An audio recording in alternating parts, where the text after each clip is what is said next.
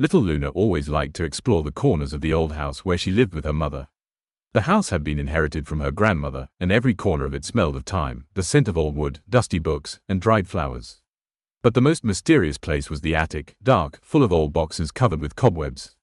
One rainy afternoon, as lightning cut the sky and rain drummed on the roof, Luna climbed into the attic. She climbed up the creaky wooden steps, feeling the cold air cover her face. Her heart fluttered with anticipation. Among the chests and shelves, she noticed a strange box. It was wrapped in an old cloth, and on the lid was written in red paint, "Do not open." "How interesting," Luna whispered, her fingers trembling as she removed the lid. Inside lay a doll. She was unusually beautiful, a porcelain face, large glass eyes looking directly at Luna, and a dress of dark velvet with gold embroidery. But the strangest thing about her smile was that it seemed almost alive. Luna gingerly took the doll in her hands. Its surface was cold, but there was something pleasant about it. The girl felt a strange warmth inside her, as if she had found her best friend. "You will be mine," she said. "I will name you MIA." From then on, MIA became Luna's companion. The girl took her everywhere, she played with her, whispered her secrets, and at night the doll sat by her bedside as if guarding her sleep. Luna felt calm when MIA was around. But soon strange things began to happen. One day, when Luna dropped a plate in the kitchen and was afraid her mother would scold, MIA helped. The plate, which had been shattered to pieces, was intact and standing in its place the next day. "Did you do that?" Luna asked in a whisper, looking at the doll. The doll was smiling, its eyes shining as if it knew more than it should.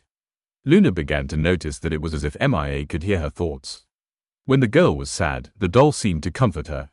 When she was angry, things in the house started moving. Once, when her classmate Joel pushed her at school, MIA appeared in her dreams at night. "I can help you, Luna," she whispered. "Just tell me what you want." And the next day Joel came to school with a torn shirt and strange scratches on his arms. Every day Luna grew more attached to the doll, but she also felt her power more and more. MIA helped her avoid punishment, correct her mistakes, even protect her from injustice. But at some point, the doll began to impose its own conditions. "You must obey me, Luna," she said one night when she was almost asleep. Her voice was as quiet as the rustling of the wind. "I am your friend, but friends require loyalty too." Luna felt a chill run down her back, but she nodded. "Of course, MIA. I'll obey." But the doll's demands grew stranger by the day. She told Luna to leave food in her room, and once she even asked the girl to lie to her mom. "It won't hurt if you say you broke the vase by accident," she insisted. Luna felt more and more confused, but she couldn't resist. The doll was like a sister to her, like a part of herself. One night Luna was tired of the constant tension. She wanted to be a normal child again. When MIA demanded that Luna do something strange, leave a candle burning in the attic, the girl decided to protest. "No, I don't want to," she shouted. An ominous silence hung in the room. The doll sat on a chair by the window, and her eyes suddenly looked frighteningly alive. "You dare to say no to me?" she whispered, and there was steel in her voice. The room filled with a strange sound, as if a breeze came through the closed windows. Shadows began to move and the lights in the room grew dim. "Have you forgotten who I am? I gave you everything and you betray me," Luna cried, clutching her pillow. Her hands trembled, but she found the strength to scream, "You're just a doll. Leave me alone." At that moment, the doll shifted. She slowly turned her head and then stood up from her seat. Her porcelain feet made a light tapping sound on the floor. Luna felt the coldness envelop her whole body. Her breathing became rapid, her heart pounding as if it was ready to burst out. "You must pay for your mistake," MIA said, her voice almost a hiss. Luna grabbed the doll in a panic and threw it against the wall. The doll shattered, its porcelain face cracked, but instead a black shadow began to emerge from inside. It filled the room, surrounding the girl. "You think you can get rid of me?" the shadow whispered, its voice coming from all corners. Luna ran to her mother in despair and told her everything. Her mother did not believe her at once, but she saw the fear in her daughter's eyes. They went back to the room together and her mother found an old book in the chest. It was a book of spells. "Grandma knew about this doll," she said, flipping through the pages. "She warned me it was cursed." Mom performed a cleansing ritual, using candles and the words written in the book. As the shadow began to fade, Luna heard one last whisper, "You're not rid of me. I'll be back when you forget." When it was over, Luna felt free for the first time in a long time. But her heart forever held a fear and a lesson. Sometimes even the most beautiful things can hide a deadly threat. After the ritual her mother had performed, Luna's home was filled with silence. But it wasn't the calm silence that brings peace. It was a sense of emptiness, as if space itself was holding its breath, waiting for something new. Luna sat in her room, hugging her knees. Her eyes stared at the shelf where the doll used to stand. Now it was nothing but dust, but she thought she could still feel Mia's gaze. It was cold, penetrating. You beat her, my daughter, her mother said, hugging Luna. She's not coming back. But Luna knew that wasn't true. Something inside her told her that this story wasn't over yet. Every night before she went to sleep, she heard a barely audible whisper, words that seemed to come from her own thoughts. You should have listened to me, came a voice as soft and lulling as the rustling of leaves. One night, as the rain drummed on the windows again, Luna awoke to a strange sensation. It seemed to her that someone was standing beside her bed. Her heart hammered so loudly that it seemed to echo around the room. She slowly turned her head and froze. A shadow flickered in the corner where her old closet always stood. It didn't move, but Luna knew it was watching. The girl clutched the blanket so tightly that her fingers turned white. Who's there? She asked, her voice trembling. A shadow stepped forward, and Luna saw that it wasn't just darkness. It was the silhouette of a doll. MIA. Her face, previously broken, was now covered in cracks from which black smoke oozed.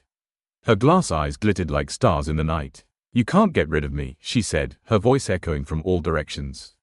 Luna ran out of the room with a scream, her feet nearly tangled in the blanket. She rushed to her mom, but she was already standing at the door. Her face was frightened. I saw her, too, Mom whispered. She came back. In the morning, Mom called an old woman from the village, whom everyone called Baba Kalun.